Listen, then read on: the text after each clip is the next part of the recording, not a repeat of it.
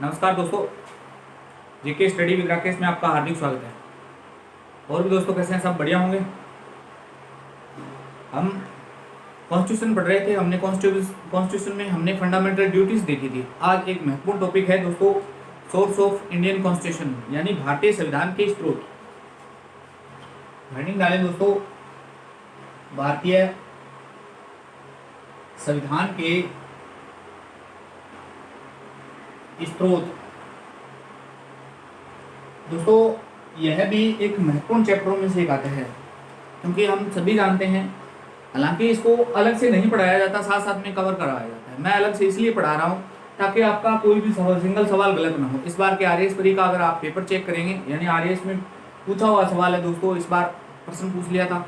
किसी भी एग्जाम को देखेंगे, चाहे यूपीएससी हो चाहे पीसीएस हो, एक प्रश्न तो लगभग यहाँ से पूछ ही लिया जाता है। कथन एवं कारणों से भी पूछ लिया जाता है। सीधा प्रश्न आ जाता है कि मान लीजिए प्रश्न है मौलिक ड्यूटी से, तो प्रश्न ये आ जाता है कि गलत कथनों को छांटिए। तो पहला कथन ये दे रखा होता है कि मूल कर्तव्य है जो सोवियत संघ से लिए गए हैं। तो बिल्कुल ये बात सही है। हमें पता होना चाहिए कि कौन कौन से उपबंध है जो कहाँ, यानी कौन कौन से सोर्स है। जैसे मौलिक अधिकार है वो कहाँ से लिए हैं, आपातकालीन उपबंध कहाँ से लिए हैं, गणतंत्रात्मक व्यवस्था वो हमने कहाँ से लिए। तो यहाँ से भी सवाल बनते हैं।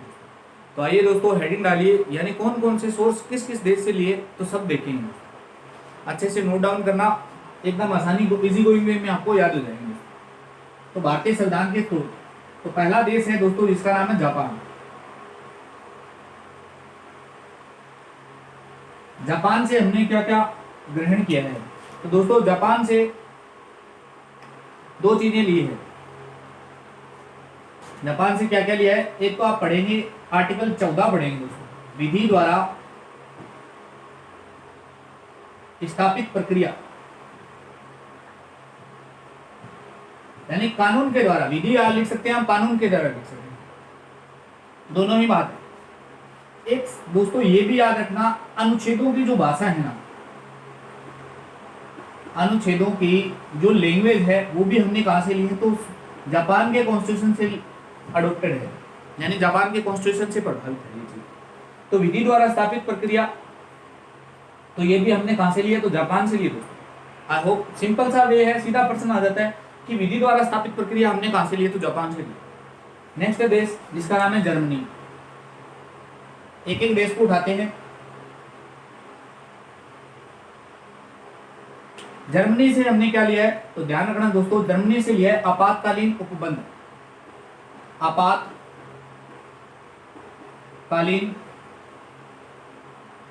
उपबंध, यानी आपातकाल के दौरान कौन कौन से उपबंध बनाए जा सकते हैं, वो सब हमने कहां से लिए हैं, तो जर्मनी से लिए। नेक्स्ट है दोस्तों सबसे मोस्ट, रूस। रूस से हमने क्या क्या चीजें ली है, तो वो सब देखते हैं। तो हमने लास्ट वीडियो लेक्चर में देखा था रूस से क्या लिए हैं, तो मूल कर्तव्य,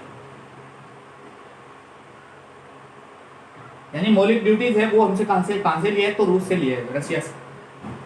और क्या लिए है, तो दोस्तों हमने प्रस्तावना भी पढ़ ली। तो प्रस्तावना में न्यायिक आदेश भी, वो भी हमने कहां से लिए हैं, प्रस्तावना में न्यायिक आदेश, तो वो भी हमने कहां से लिए हैं, तो वो भी रशिया से लिए हैं। नेक्स्ट स्टार लगा देता हूं, रूस की बात है लेकिन ये कॉन्स्टिट्यूशन का पार्ट नहीं है दोस्तों। प्रश्न किस प्रकार पूछा जाता है ये भी बता देता हूं। रूस से हमने एक और चीज ले रखी है दोस्तों, पंचवर्षीय योजना।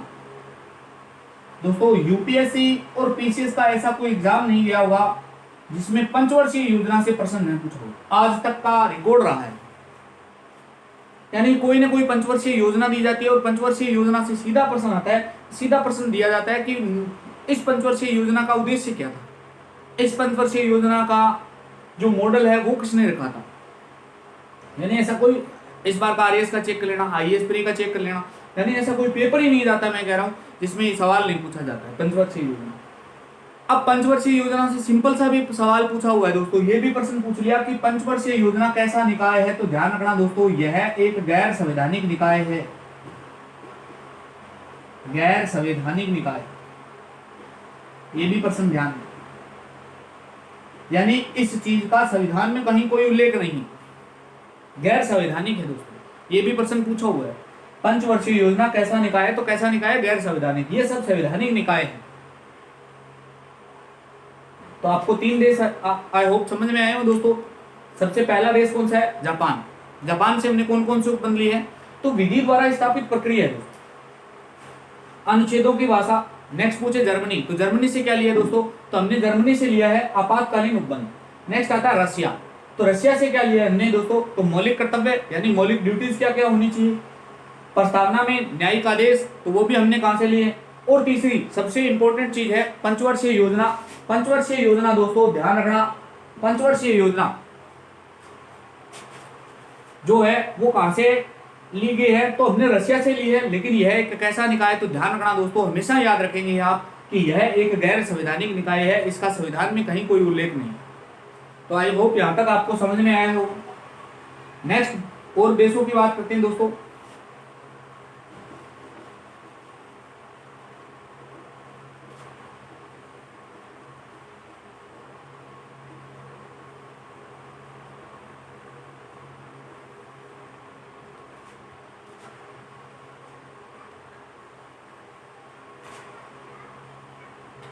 नेक्स्ट देश है जिसका नाम है फ्रांस। हमने फ्रांस से क्या क्या लिया दोस्तों। नेक्स्ट आपसे आयरलैंड, आयरलैंड और ऑस्ट्रेलिया, 3 देशों के बारे में बताएं। फ्रांस से हमने क्या क्या लिया है, तो फ्रांस से हमने, ये हम प्रस्तावना में पढ़ चुके हैं ऑलरेडी, गणतंत्रात्मक व्यवस्था। गणतंत्रात्मक व्यवस्था हमने कहां से ली है, तो वो भी हमने फ्रांस से ली है। नेक्स्ट आपसे पूछा जा सकता है कि स्वतंत्रता, जो प्रस्तावना में स्वतंत्रता शब्द है उल्लेखित था, कितने प्रकार की स्वतंत्रता थी, इसको मैंने चर्चा में यानी हम वीडियो पे बना चुके हैं। आप देखना चाहो तो लास्ट वीडियो लेक्चर में देख लेना भी। स्वतंत्रता के बाद में समानता, कितनी प्रकार की समानता थी, 2 प्रकार की थी, अवसर की समानता और प्रतिष्ठा की समानता दोस्तों।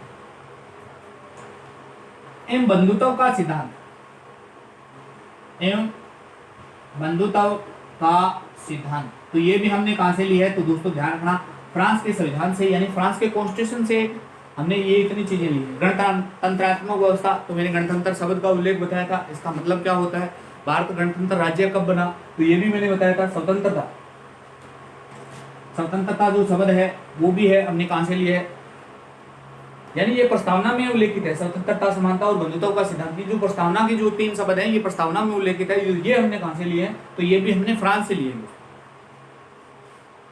आयरलैंड दोस्तों मोस्ट लगाओ, सबसे ज्यादा यूपीएससी इस पर सवाल बनता है, यूपीएससी इस पर 100% सवाल पूछती है।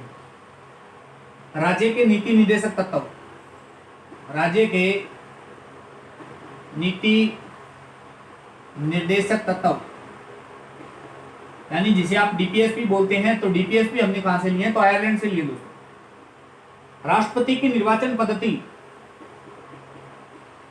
राष्ट्रपति की निर्वाचन पद्धति, तो ये भी हमने कहां से लिए दोस्तों, तो राष्ट्रपति की निर्वाचन पद्धति भी हमने आयरलैंड से लिए। नेक्स्ट राज्यसभा में सदस्यों का नामांकन, राज्यसभा में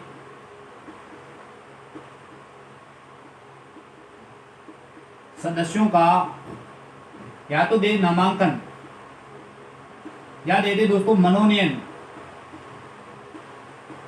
तो ये भी हमने प्रक्रिया कहां से ली है, तो आयरलैंड के संविधान से। तो 2 देश फ्रांस और आयरलैंड कंप्लीट है दोस्तों। नेक्स्ट है ऑस्ट्रेलिया।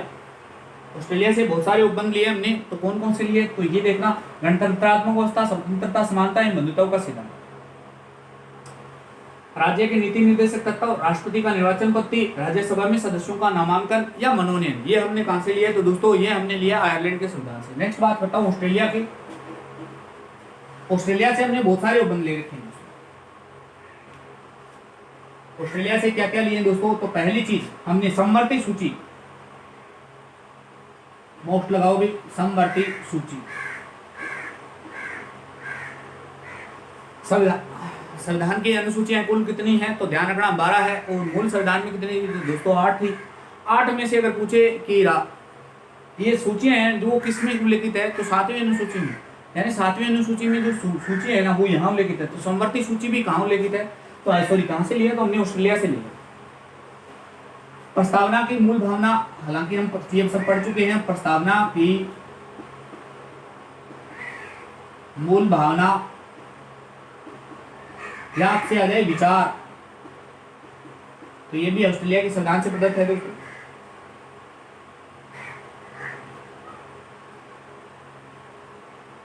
आर्टिकल 108 है दोस्तों, आप पढ़ेंगे आर्टिकल 108। एक आर्टिकल होता है जिसमें संसद के दोनों सदनों की संयुक्त बैठक होती है। वो संसद के दोनों सदनों की संयुक्त बैठक का भी प्रावधान हमने कहां से लिया, तो ऑस्ट्रेलिया से।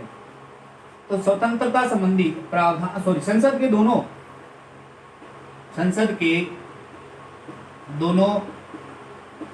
सदनों की संयुक्त बैठक का प्रावधान।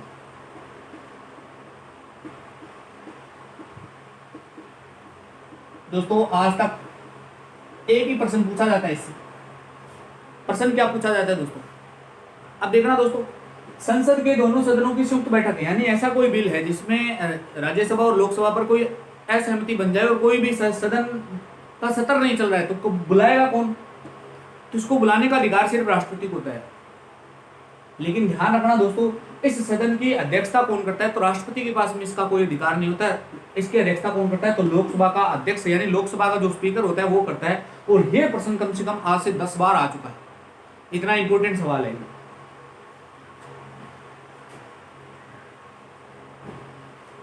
तो ये 3 आप चीजें याद रखेंगे, समवर्ती सूची, प्रस्तावना की मूल भावना या विचार, संसद के दोनों सदनों की संयुक्त बैठक का प्रावधान, हालांकि व्यापार है, वाणिज्य है, समागम इन स्वतंत्रता का उपबंध है, वो भी हमने ऑस्ट्रेलिया से लिया। लेकिन आप यही याद रखेंगे, 3 ही याद रखेंगे, इससे ज्यादा नहीं पूछा जाता, ये पूछ लिए जाते हैं दोस्तों।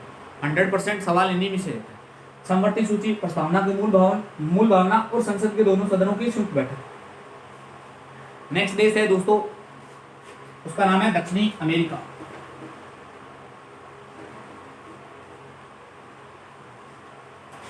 सॉरी दक्षिणी अफ्रीका।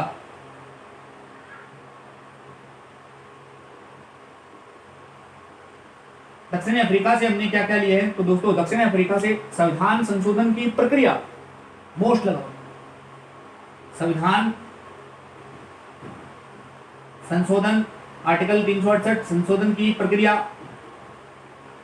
यानी संविधान में संशोधन किस प्रकार हो सकता है। 3 प्रकार से संशोधन होता है, कैसे कैसे होता है, तो हम जिस दिन संविधान शुरू कर देंगे, आर्टिकल फर्स्ट से स्टार्ट करेंगे, तब मैं आपको बताऊंगा कि कितने प्रकार से संशोधन होते हैं, कौन सा 50% होता है, कौन सा साधारण बहुमत होता है, कौन सा जैसे विशेष बहुमत होता है, वो सब हम यहाँ चर्चा करेंगे। लेकिन फिलहाल आप ये ध्यान रखेंगे, ये हमने उपबंध कहाँ से लिया है, तो दक्षिण अफ्रीका से। राज्यसभा के सदस्यों का निर्वाचन, दोस्तों अभी हम पढ़ के आए थे राज्यसभा के सदस्यों का मनोनयन या नामांकन, तो वो हमने कहां से लिया था, तो वो हमने आयरलैंड से लिया था। अब देखो प्रश्न कितना गजब का बना हुआ है, प्रश्न दे देता है कि राज्यसभा के सदस्यों का नामांकन, तो कहां से लिया, दक्षिण अफ्रीका से। लेकिन आपसे पूछ रहे मनोनयन या नामांकन कहां से लिया है, तो वो कहां से लिया, हमने ऑस्ट्रेलिया से। तो दोस्तों आज हम इतने ही देश पढ़ेंगे, नेक्स्ट जो देश बचे हैं वो हम नेक्स्ट वीडियो में देखेंगे। वीडियो कैसा लगा लाइक शेयर कमेंट करके जरूर बताना दोस्तों। वीडियो अच्छा लगा तो अपने दोस्तों तक भी शेयर करें। धन्यवाद दोस्तों, मिलते हैं नेक्स्ट वीडियो में।